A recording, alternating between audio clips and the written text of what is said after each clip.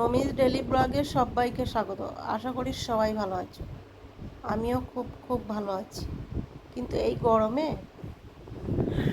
কাউকে ভালো থাকতে দিচ্ছে কোথায়।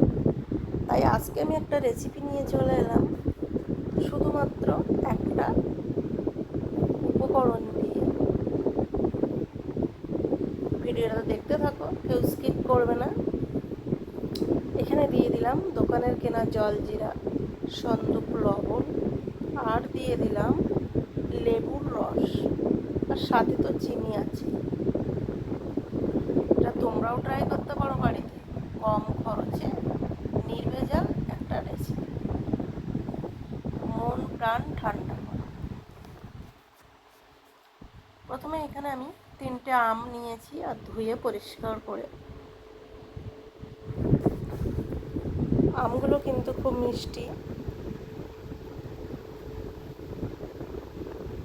আর এখানে আমি পিস করে আমগুলোকে কেটে নেব, আর ঠিক একই প্রসেসে সব আমগুলোকে আমি কাটবো।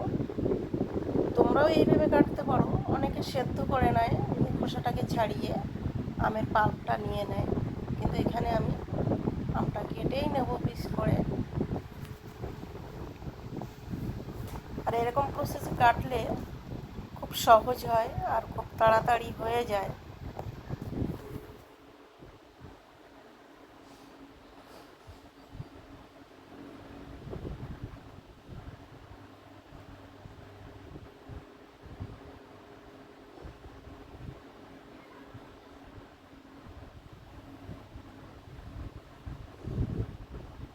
আমটা আমার অলরেডি কাটা শেষ হয়ে গেছে, আর ঠিক এরকম পিস হয়েছে সুন্দরভাবে।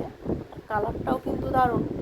তারপরে আমি একটা মিক্সিং জারের মধ্যে আমগুলোকে আমি দিয়ে দিলাম।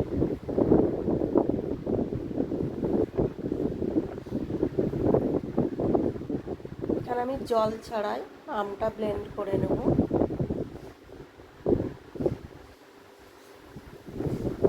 দিয়ে দিলাম স্বাদ মতো চিনি। যদি আমটা টক হয় তাহলে চিনিটা বেশি পরিমাণে দিতে হবে, যেহেতু আমটা মিষ্টি আছে তাই আমি কম চিনি দিলাম।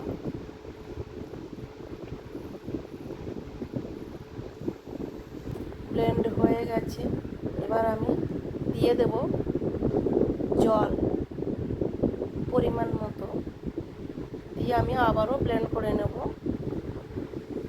তারপরেও আমি সামান্য জল দিয়েছিলাম, যেহেতু ঘন হয়ে গেছিল, তবুও দেখো।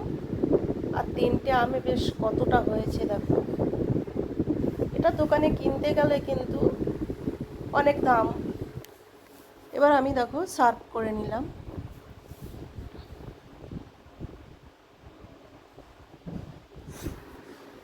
ভিডিওটা ভালো লাগলে সবাই লাইক করবে, কমেন্ট করবে, আর সাবস্ক্রাইব করার অনুরোধ রইল।